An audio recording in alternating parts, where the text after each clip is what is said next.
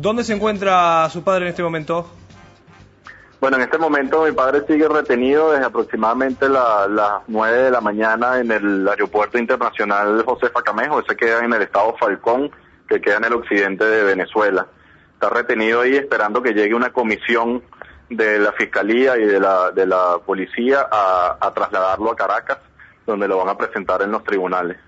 Bien, vamos a volver a recordar la razón que se aduce para detener a su padre. Sí, los únicos hechos que nosotros teníamos hasta el día de ayer es que la Asamblea Nacional, unos diputados de la Asamblea Nacional, le pidieron a la Fiscalía que abriera una investigación a mi papá por una opinión que él hizo en la reunión de la Aruba.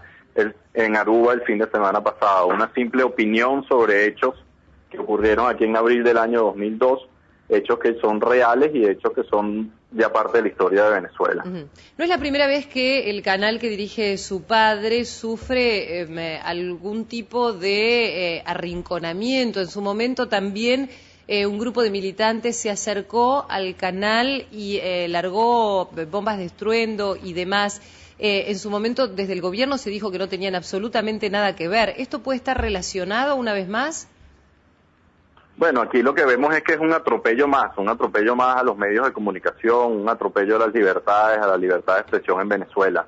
Aquí ya vimos un caso del exgobernador del Zulia, Osvaldo Álvarez Paz, que lo metieron preso hace 2 días por el mismo caso de opinar, de emitir una opinión o un comentario en un programa de televisión.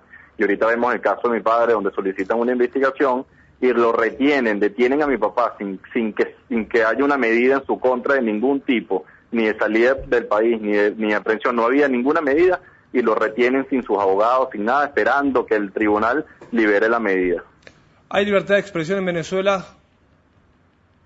Mira, yo creo que la libertad de expresión es cuando tú dices algo y no tienes que tener miedo sobre las retaliaciones. Aquí en Venezuela se dice lo que uno quiera, pero miren las retaliaciones que hay. Aquí uno sufre un alto riesgo por lo que uno diga y por lo que uno opine. Y para mí eso no es libertad de expresión. ¿Cómo puede seguir la situación de su padre? Es decir, ahora la intención sería detenerlo. Bueno, la información que tenemos es que ya se está trasladando un avión al estado Falcón, donde él se encuentra, al aeropuerto, y lo van a trasladar a Caracas, donde lo van a presentar en un tribunal. Cabe destacar que nosotros tenemos pruebas donde se demuestra que esto era un viaje que mi papá tenía planeado desde hace mucho antes de que la Asamblea del día de ayer pidiera esta investigación. Mi padre está casado con su esposa, tiene hijos menores de edad, y sus hijos, para poder viajar fuera de Venezuela, tienen que tener un permiso del gobierno venezolano por ser menores de edad para viajar. Estos permisos ya estaban tramitados y ya estaban sellados por el gobierno para hacer este viaje a la isla de Bonaire. Usted ha tenido la posibilidad de comunicarse con su padre, seguramente le ha comentado cómo lo han tratado, qué le han dicho y cuál será su suerte a partir de las próximas horas. Sí, yo he tenido la oportunidad de hablar con mi papá por lo menos en 2 oportunidades. Él me dice que está bien, lo han tratado bien y está tranquilo ahí en la sala de inmigración del aeropuerto donde se encuentra, esperando que llegue este avión del gobierno venezolano a trasladarlo a Caracas. No tenemos mayor información de que eso es lo que algo adicional a eso, y todavía no le han dicho ni siquiera cuáles son los cargos que le asignan o nada. No tenemos más nada de información. Hay que esperar que lo presenten en tribunal y ver hasta dónde va a llegar esto. Hace unos minutos hablamos con la abogada de su padre, nos hablaba de que la acusación sería conspiración, instigación, alarma en la colectividad. Bueno, primero que nada, mi papá lo que hizo fue unas opiniones sobre casos reales y no generar ningún tipo de conspiración ni nada. Fue una opinión sobre casos de la historia, casos que ya ocurrieron, casos pasados.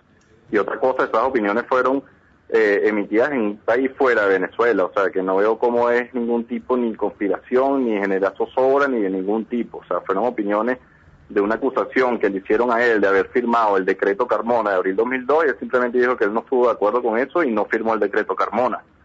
¿De qué se trataba el decreto? Yo no veo como eso es una conspiración. Es del golpe del 2002. Exacto. A Chávez. ¿Perdonen? El decreto Carmona tiene relación con el golpe del 2002. Correcto, el decreto Carmona es relación a los hechos ocurridos en abril del 2002 aquí en Venezuela. Bien, y su padre dice, o por lo menos aduce, allí en Aruba lo que dijo es, por lo menos se refirió a este tema y a la participación que él pudo haber tenido o no. ¿Cuál ha sido su posición? Eso fue lo que aclaró. Él lo que hizo fue algunos periodistas del gobierno lo acusaron de de haber firmado este decreto Carmona, y él sencillamente emitió opinión donde él no firmó ese decreto Carmona. Que no estuvo de acuerdo. Y no estuvo de acuerdo en el momento y lo rechazó en el momento en que se hizo. Es decir, que se puede entender, Carlos, que esta detención tenga que ver, por lo menos con el intento del gobierno de Chávez de acusar a Zuloaga de haber querido participar del golpe del 2002. Bueno, vemos que es una gran manipulación, pero aquí lo que estamos viendo más que todo es que esto le están culpando un delito de opinión, por simplemente emitir una opinión o un comentario, y aquí todos los venezolanos estamos en riesgo de ir a la cárcel. Eso es claramente el mensaje del gobierno. O sea, aquí ya no se deja, aquí ya una opinión o cualquier comentario que uno diga ya es un riesgo mayor para ir a la cárcel. Eso simplemente, ahí es donde tú te mismo respondes la pregunta si hay libertad de expresión o no. Claro. ¿Y en algún otro momento algunas de las expresiones que se han vertido dentro del canal se las ha considerado golpistas por parte del propio gobierno? Bueno, aquí los medios de comunicación somos culpables de la inseguridad que vive Venezuela, que donde hay más de 60 muertos todos los fines de semana. Somos culpables de que no haya electricidad en Venezuela y que aquí la gente sufra apagones de luz en un país que es petrolero y que tiene, riquezas petroleras grandísimas. Somos culpables de la sequía y de que no haya agua. O sea, aquí vemos claramente que es un ataque a las libertades, a los medios de comunicación y a todo lo que implica eso, que sea la libertad de expresión. Sabemos también claramente que el gobierno quiere desviar la atención de todos los problemas reales que tiene el gobierno actualmente aquí en Venezuela y que estamos sufriendo todos los venezolanos. Bien, Carlos, la Sociedad Interamericana de Prensa, la CIP, ha sido muy contundente respecto al respaldo de la libertad de expresión, tanto en Venezuela como en otros países, y puntualmente con el caso de su padre. Sí, la CIP ha estado muy atenta en los últimos años de todo lo que está ocurriendo aquí en Venezuela. De hecho, ahorita en la última reunión en Aruba hace una semana, el tema Venezuela fue un tema muy muy importante, y la CIP está muy clara. La CIP lo ve desde afuera, de que aquí cada vez los riesgos y las limitaciones a la libertad de expresión son cada vez mayores. Bien, y el día de hoy, con este caso adicional, están muy muy atentos, lo cual agradecemos enormemente. Bien, para terminar, Carlos, y agradeciéndole por lo menos de mi parte, allí la CIP ha manifestado su apoyo. ¿Su papá ha recibido apoyo de algún otro lado?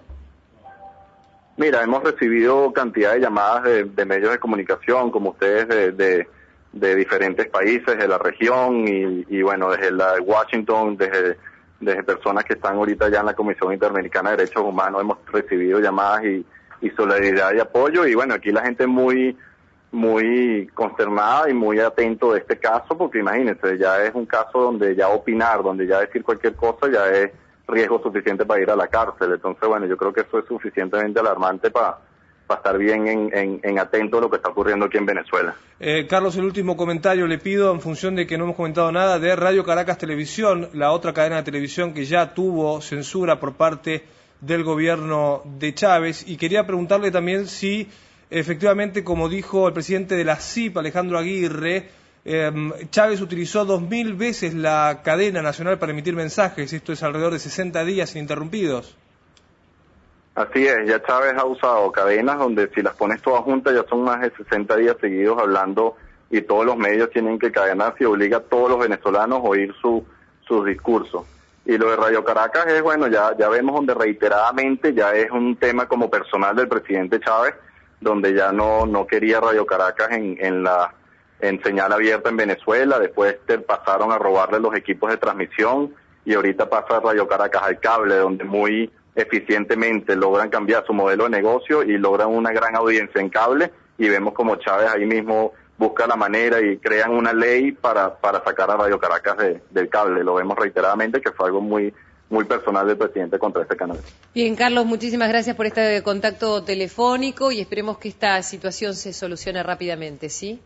Muchas gracias a ustedes por estar atentos. Gracias por